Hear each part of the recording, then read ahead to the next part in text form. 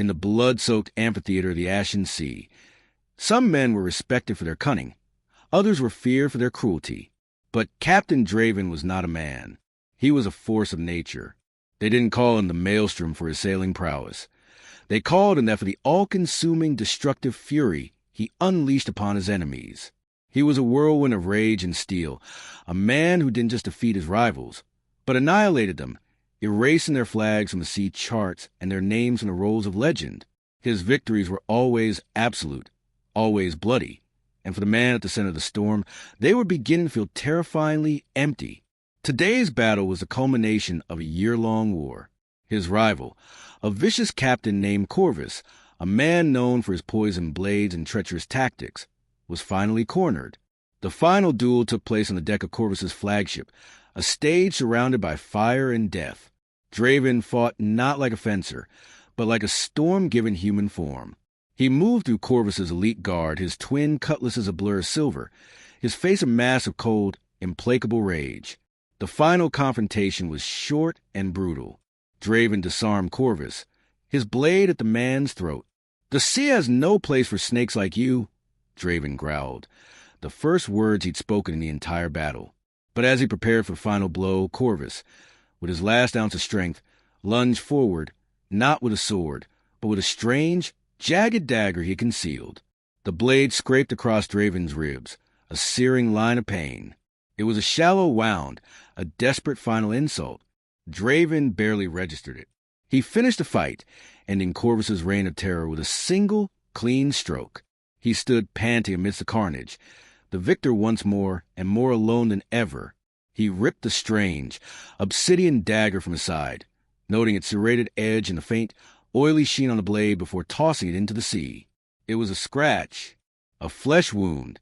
He was a Maelstrom, and the Maelstrom could not be broken. But some poisons are not meant to break a man. They are meant to unmake him, piece by agonizing piece. Days later, the victory had turned to ash in his mouth. The Fury, his legendary ship, was sailing for friendly waters, its holds overflowing with plunder. But its captain was confined to his cabin.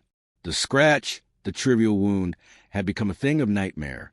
It did not bleed red, but wept a black, viscous fluid that smelled of decay. The skin around it had turned a necrotic gray, and from the wound, veins like black lightning began to crawl across his torso, a terrifying map of his own demise. With the poison came the fever, and with the fever came the ghosts. Draven, a man who prided himself on his absolute control, was plunged into a waking nightmare he could not command. The roar of long-forgotten battles echoed in his ears. The faces of men he had killed rose from the shadows of his cabin to accuse him. And worst of all, a single haunting face, a face he had buried deep in the sea of his memory, returned to watch him, her eyes full of sorrow he could not bear. The legendary fury that had been his greatest weapon was now turning inward, a wild beast trapped in a cage of his own body, consuming him from the inside out. The Maelstrom was being devoured by its own storm. The ship itself seemed to hold its breath. The usual raucous energy of the crew was replaced by a tense, fearful silence. They walked on eggshells, their fear of their captain's infamous rages now replaced by a deeper, more primal terror. The fear of his madness. They would hear him screaming in his cabin, not at them, but at enemies no one else could see. They would hear the sound of furniture splintering as he lashed out at the phantoms of his fever. Kian, his first mate, a man whose loyalty had been forged in the fire of a dozen campaigns, stood as the last bastion against the encroaching chaos. He watched his king, his brother in all but blood, being unmade. The ship's surgeon, a casualty of the last battle, was gone. Their own remedies, the crude poultices and rough-stitched sutures of pirate life, were useless against this unnatural affliction. Despair began to settle over the ship like a thick, suffocating fog, heavier than any storm they had ever weathered. It was a moment of pure desperation, locked in the captain's cabin while Draven slept in a rare, exhausted stupor, that Kian was poring over old, plundered charts, searching for any port, any island that might have a true physician. And then he found it. On a barely legible hand-drawn map of the uncharted Southern Isles, a small island, shrouded in drawings of mist and strange flora, was marked with a single, scrawled sentence: "Where the forest bleeds, All poisons die. It was a fool's hope, a sailor's legend, a ghost story told over cheap rum. But it was the only hope they had. The legend, as Kian remembered from the ramblings of a dying old mariner, spoke of a healer, a woman who lived alone, who could brew remedies from strange flowers and forgotten roots, a woman the scattered local tribes called the Witch of the Woods, a woman who could supposedly even cure the incurable. Kian's decision was made in an instant. He would take their last, desperate gamble. He would sail for the myth. He would find this healer, and he would bring her back to his captain, willingly or by force. The journey to the unnamed island was a grim, silent pilgrimage. The Fury, usually a predator cutting to the waves with arrogant speed, now moved like a hearse, its pace dictated by the desperate hope of its crew and the agonizing groans in the captain's cabin. Kian stood at the helm, the crude map clutched in his hand, his eyes scanning the horizon. He had told the crew they were sailing for a hidden port with a skilled physician. He did not tell them they were chasing a ghost story, a folk tale. Hope was a fragile currency on a ship of hardened cynics, and he could not afford to spend it on a myth. They found the island just as the map had promised, shrouded in a perpetual, swirling mist that made it seem like a dream. It was a place of unnerving beauty, its shores not of sand but black volcanic rock, its cliffs draped in thick, emerald-green vines that seemed to pulse with a life of their own. The air itself felt different here, heavy with the scent of unknown blossoms and damp, rich earth. This was not the world of men. It was something older. Kian led a small, heavily armed party ashore. The forest was a cathedral of ancient trees, the sunlight filtering through the dense canopy in dappled, shifting patterns. The silence was absolute, broken only by the drip of water from oversized leaves and the crunch of their own boots. It was a silence that felt watchful, intelligent. The men, pirates who had faced down naval cannons without flinching, grew unnervous, their hands strained to the hilts of their swords. They followed the island's single freshwater stream, as the legend dictated. For hours they walked, the forest growing deeper, stranger, and then they found it. Not a witch's hovel, but a small, neat cottage, its walls woven from living branches, its roof a thick carpet of moss. A curl of smoke rose from a stone chimney, and the air was filled with a fragrant, complex aroma of herbs. It was a place of profound peace, a peace so alien to the pirates that it felt like a threat. Isolde was in the garden behind the cottage when she felt their presence. The birdsong had stopped. The wind in the canopy had stilled. She rose from her knees, her hands stained with the rich, dark soil. She was not a witch. She was a scholar of life, the last in a long line of herbalists who had guarded the secrets of this unique island. Her world was not one of magic, but of a deep, intricate science the outside world had forgotten. She knew which root could soothe a fever, which leaf could close a wound, which flower, when crushed and applied just so, could draw out the deadliest of venoms. Her life was one of quiet, solitary purpose. When Kian and his men emerged from the treeline, their dark, rugged forms a stark violation of her green sanctuary, she was not afraid. She simply watched them, her eyes, the color of moss after rain, filled with a calm, unnerving stillness. "You are the healer?" Kian asked, his voice a low growl that felt like a sacrilege in this quiet place. Isolde did not answer. She met his gaze, her silence a more powerful shield than any weapon. "Our captain is dying," Kian said, his patience, worn thin by the desperate voyage, finally snapping. "A poison we cannot name. You will come with us. You will heal him." "I am a keeper of this garden," she replied, her voice soft, but as unyielding as the ancient stones around them. "I do not serve men of violence. Your captain's fate is his own." Kian's hand went to the hilt of his sword.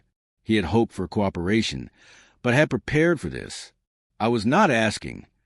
The journey back to the ship was a study in contrasts. Isolde, dragged from her world of green and into a world of gray and black, was silent, her face a mask of cold fury. Her precious bag of herbs and roots, the culmination of a lifetime of knowledge, was her only possession. She was taken to the pirate ship, a monstrosity of dark wood and menacing purpose that smelled of death and despair. And then she was thrown into the hold. The darkness was absolute, a thick, suffocating blackness that stole the breath. The air was heavy with the stench of bilge water, tar, and something else, the metallic, cloying smell of sickness. She was a prisoner, a tool to be used. And she resolved that she would rather die in this hole than help the monsters who had stolen her from her home.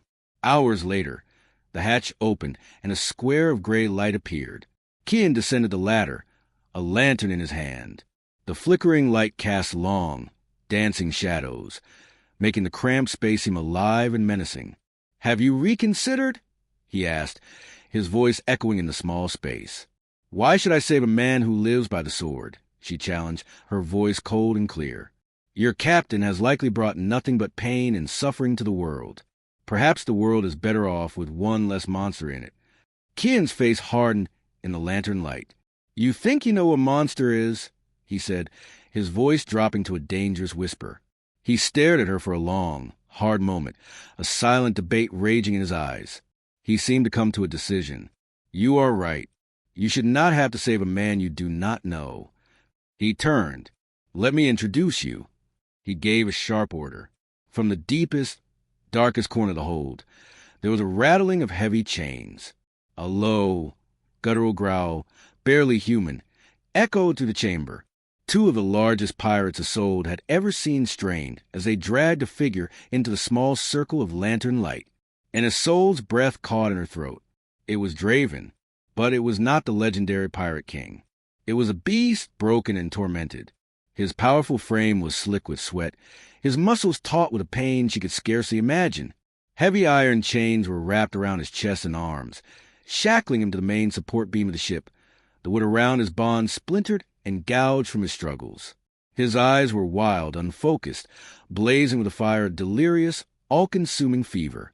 The black veins of the curse had spread up his neck, and across one side of his face, a terrifying mask of his inner decay. He thrashed against his bonds, a raw, tormented sound tearing from his throat, a sound that was not a roar, but a sob of pure agony. "The poison, it doesn't just kill him," Kian said, his own voice strained with pain she recognized. "It drives him mad. We have to chain him, for his own safety and for ours. He hasn't slept in days. He doesn't know who we are. He only knows the pain." As if summoned by the words, Draven's head snapped up, his fevered gaze landing on Isolde. For a fleeting, shocking moment, the madness in his eyes cleared. A flicker of lucid intelligence cut through the storm. He saw her, this strange, calm woman in his hold. His brows furrowed in confusion. "Who?" he began, his voice a raw, broken rasp. But then a violent shudder racked his body. A wave of pain so intense it was visible, contorting his features. The beast returned, more furious than before. He roared, a sound of pure, unadulterated agony, and lunged against his chains with such force that the entire ship seemed to groan in sympathy. Isolde, who had faced down wild boars and poisonous snakes without flinching, felt a tremor of pure, primal fear. This was a man whose very presence radiated a power unlike anything she had ever known. But beneath the fear, the healer in her, the core of her very being, saw something else. She saw the torment. She saw the unbearable, inhuman suffering. This was not a king. This was not a monster.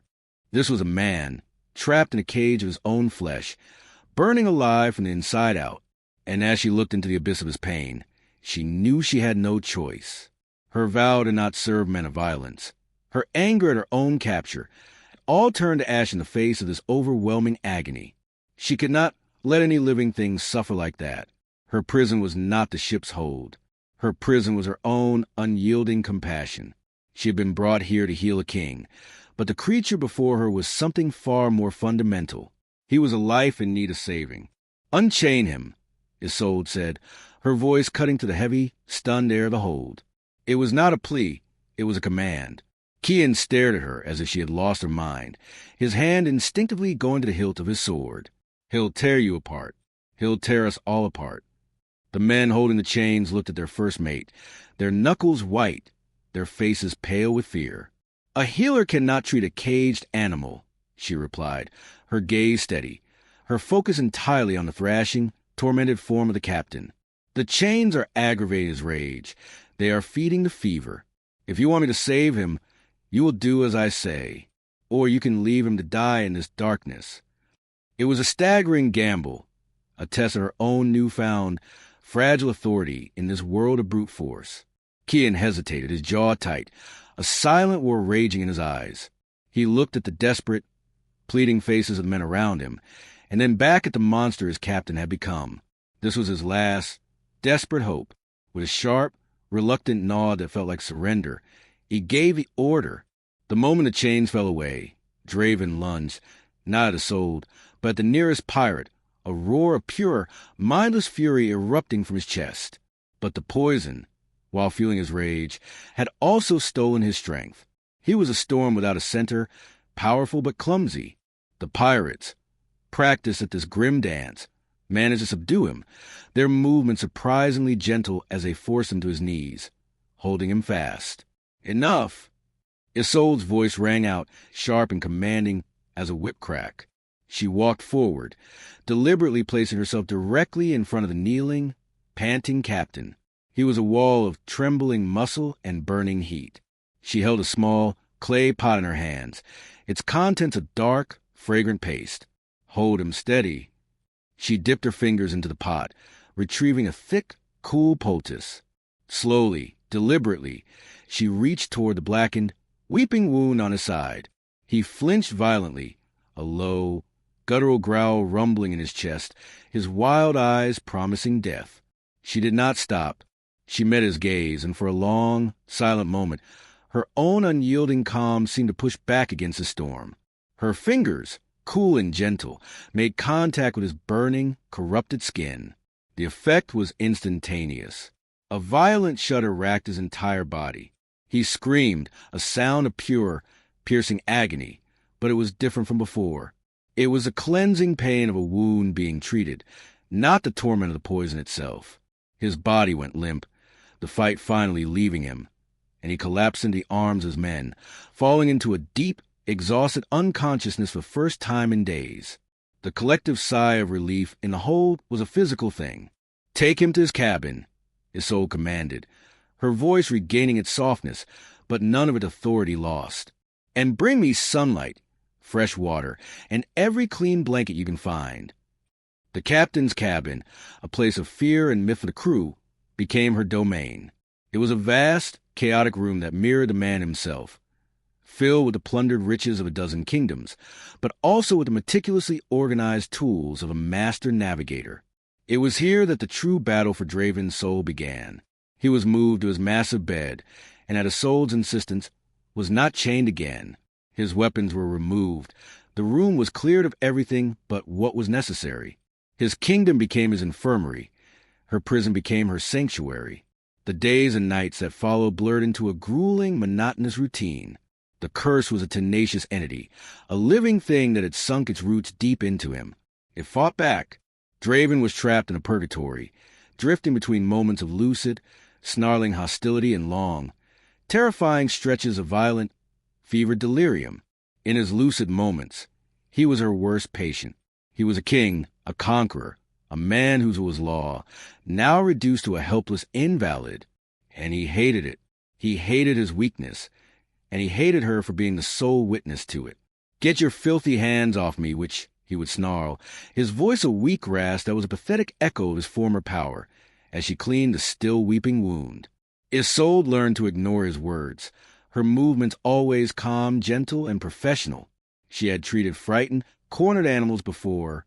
He was no different. "The witch is the only thing keeping your heart from stopping, Captain," she would reply coolly, her voice never rising, as she forced a bitter, dark tonic between his cracked lips. "So I suggest you swallow." Their only communication was through this constant battle of wills, through her clinical, healing touch and his hate-filled glares. But she was learning him. She learned that his anger was a shield, his cruelty a desperate defense against the terror of his own helplessness. Meanwhile, a different kind of poison was beginning to spread through the ship. A faction of the crew, led by a hulking, superstitious pirate named Jorik, saw things differently. They did not see a healer. They saw a witch. They saw their invincible captain laid low, not by a blade, but by this strange woman from a forgotten island. Whispers started in the dark corners of the mess hall. Was she truly healing him? Or was she slowly draining his strength, bewitching him, preparing to take the ship for herself? They saw her collecting rainwater on the deck, gathering seaweed from the ship's hull, and they saw not medicine, but the ingredients for dark magic. Jork and his men began to watch her, their eyes filled with suspicion that was slowly curdling into a murderous intent. Kian, torn between his desperate faith in Isolde and the growing unrest of the crew, was forced to post a guard at the cabin door, as much to keep Isolde in as to keep the mutinous whispers out. This fragile process of healing is so often threatened, not by the wound itself, but by the fear and distrust of those who cannot understand it. It's a theme we see in all the great stories, a reminder of how crucial faith is in the face of the unknown. And if you have faith in this story and want to see how this crucial trust is built, make sure you're subscribed to the channel, so you'll be there for every step of this journey. The captain's cabin became an island within the island of the ship, a pocket of tense, fragile peace in a sea of growing hostility. Isolde was aware of the dark looks and the whispers that followed her on her rare trips to the deck. She could feel the crew's fear and distrust like a physical weight. Jork and his men made no secret of their suspicion. They would fall silent when she passed, their hands resting on the hilts of their daggers. She was the outsider, the witch, the source of all their fear. Her safety, she knew, was entirely dependent on the man who lay helpless in bed, the very man whose life she was fighting to save. Her only ally was Kian. The first mate, a man of pragmatism, saw the small, incremental signs of progress that the others missed. He saw that the black veins of the curse had stopped spreading. He saw that the captain's moments of lucidity were growing longer, the periods of fevered rage less violent. He placed his faith not in magic, but in results. And so, he became her shield. He ensured her supplies were brought. He tasted every meal prepared for her to check for poison, and he stood against the growing tide of mutiny with the sheer force of his authority. "They're afraid," he told her one evening, his voice a low rumble as they stood just outside the cabin door. "This crew only understands two things, strength and gold. The captain is showing neither. And you are something they cannot understand. And men always seek to destroy what they don't understand." "And you, Kian?" she asked, her gaze steady. "Do you understand?" He looked at her for a long moment, his weary eyes taking in her dirt-smudged face, her hands stained with herbs, her unyielding calm. "No," he admitted, "but I understand loyalty. The captain saved my life once. I am simply repaying a debt." Inside the cabin, Isolde's true focus remained on her patient, and it was in his moments of delirium that she continued her journey into the heart of the Maelstrom. The fever stripped away the layers of the pirate king and exposed the raw, wounded core of the man. He would thrash in the sheets, his eyes wide with unseen horrors, reliving battles she could only imagine. But more often than not, as the fever ebbed and flowed, he would whisper a single name over and over, his voice filled with a heartbreaking tenderness and a bottomless, soul-crushing grief. Lyra, I'm sorry. It was my fault." Night after night, Isolde sat by his bedside, a silent confessor, bathing his feverish brow, listening to the ghosts of his past. She began to piece together a mosaic of his life from these broken, fevered fragments. He spoke of a reckless charge, of ignoring a warning. He spoke of fire, and of a promise he had failed to keep. He was not a monster born of pure evil. He was a man forged in a crucible of loss and guilt. Lyra had a wife, a sister, a lover, whoever she was.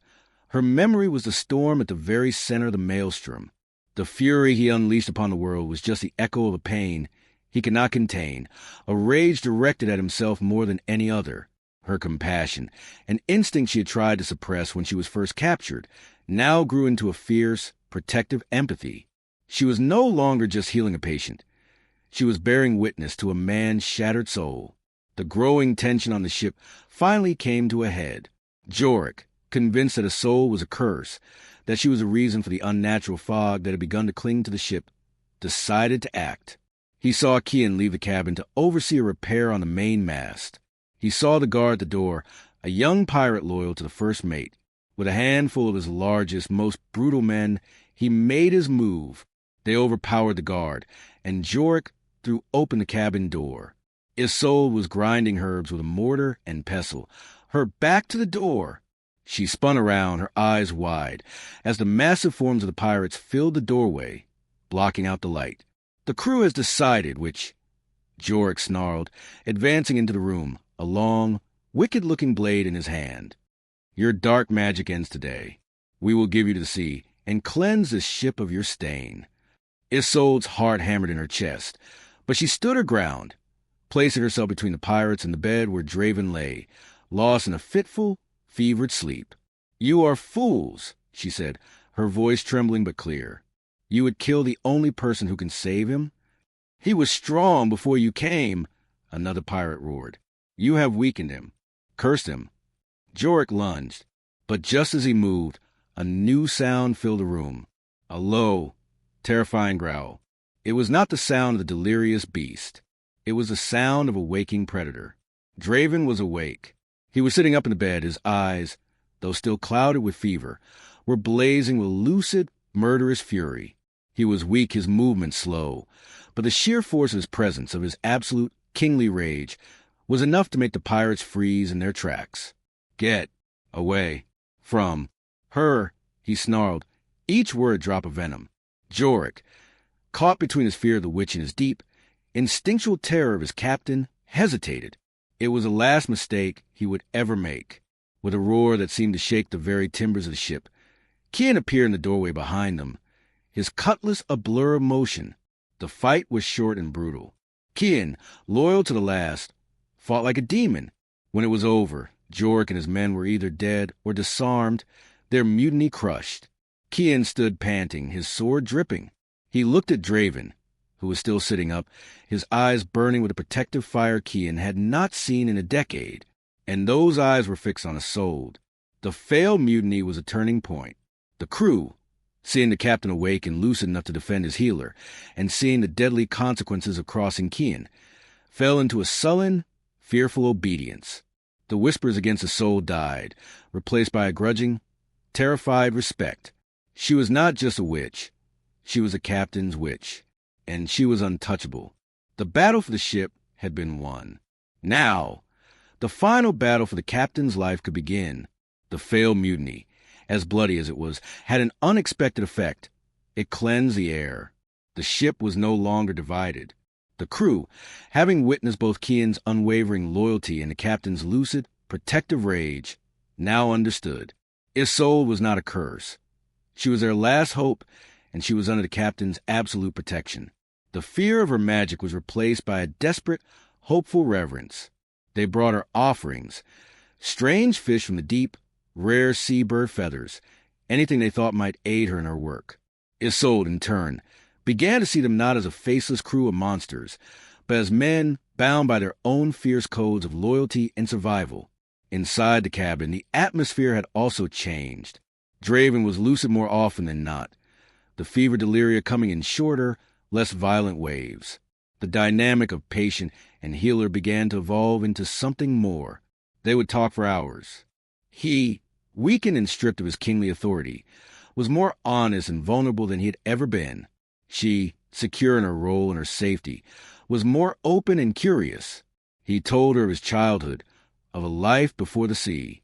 He spoke of a younger sister, Lyra, a girl with fire in her eyes and the sea in her blood.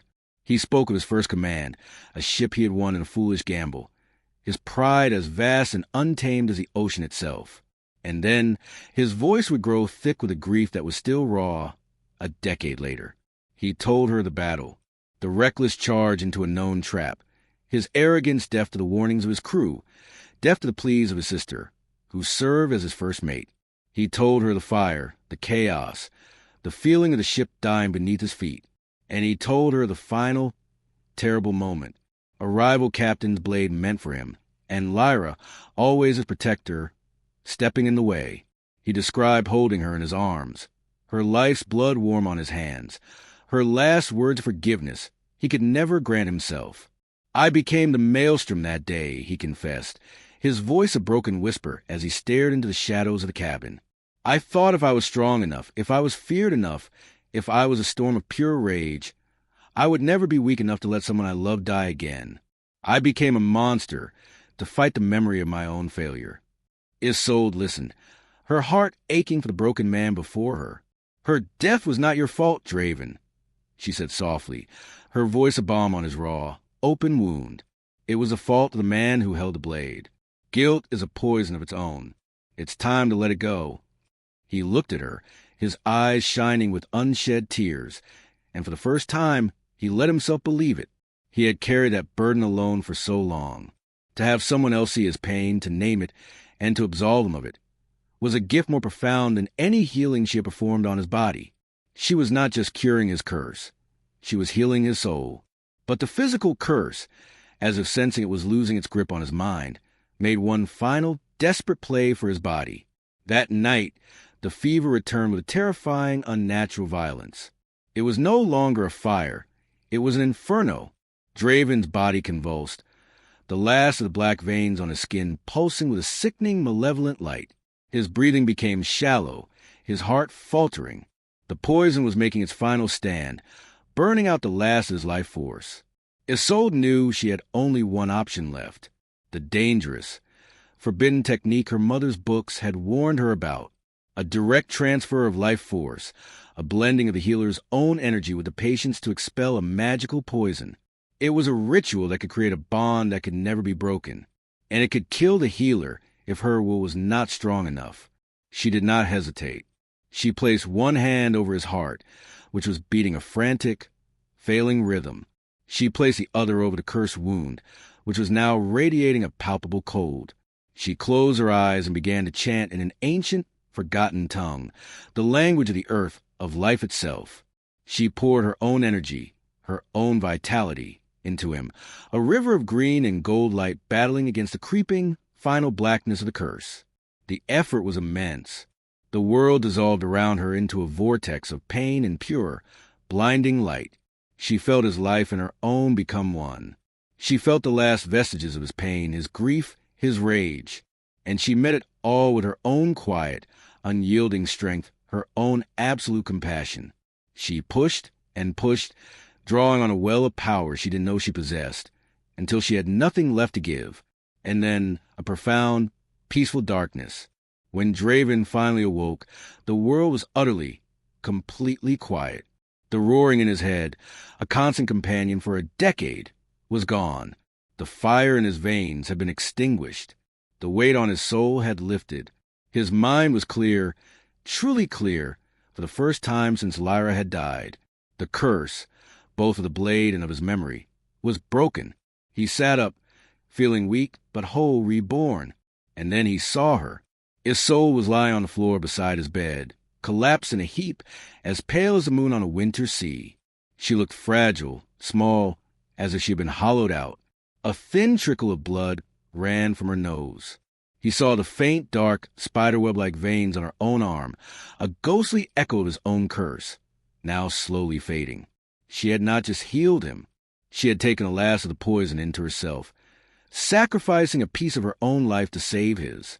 He looked at this woman, his prisoner, his healer, this stranger who had walked to the hell of his own mind, and led him back into the light. The pirate king, the Maelstrom, the man who had never felt he owed anything to anyone, was suddenly, crushingly, in her debt, a debt that no amount of gold or power or kingdoms could ever repay. He gently, reverently, lifted her from the floor and placed her in his own bed, pulling the blankets over her. His patient was gone, and in her place was the only person in the world who truly mattered. The silence in the captain's cabin was a foreign country. For weeks, it had been a place of rage and pain, of delirious shouts and the quiet, constant work of healing. Now, there was only the gentle creak of the ship's timbers and the soft, steady sound of Isolde's breathing. Draven, his mind finally his own, sat in the chair he had once seen as a throne of torment, the very chair she had used for her long, nightly vigils. Now it was his turn to watch. He watched her for 2 days. He did not sleep. He did not eat. He simply sat, a silent guardian, as she recovered from the immense strain of the ritual. The fierce, protective instinct he felt was a feeling so pure, so overwhelming. It eclipsed every other emotion he had ever known. His rage, his grief, his ambition. They were all pale ghosts compared to this raw, terrifying, and beautiful devotion. When she finally stirred, her eyelids fluttering open, he was there, holding a cup of fresh water to her lips. Her eyes, the color of moss after rain, were clear, and when they focused on him, there was no fear, no clinical distance. There was only a deep, weary affection. "You're still here," she whispered, her voice a dry rasp. "I'm not going anywhere," he replied, his voice a low, rough vowel. The roles were now completely, irrevocably reversed. The captor became the caretaker. The patient became the guardian. Draven, a man who had not shown true tenderness to another living soul in a decade, found himself tending to her with a clumsy, heartfelt devotion. He forced her to drink broth. He read to her from her own books of botany, mispronouncing the strange words, but refusing to stop.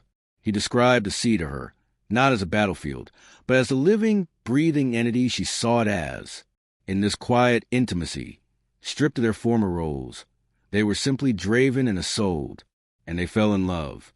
It was not a fiery, passionate confession, but a slow, quiet dawn of recognition, a love born not of attraction, but of shared wounds and mutual healing, a love built on the unshakable foundation of a life saved and a soul redeemed. But the sea and the men who sailed it had not forgotten the Maelstrom. The news of his miraculous recovery spread to the pirate underworld like wildfire, but so too did the whispers, started by the few survivors of Corvus's fleet, that he was changed, that the Maelstrom had lost its fury, that he had been tamed by a witch. Weakness, perceived or real, is an invitation in the ashen sea, and Corvus, humiliated but not destroyed, answered the invitation.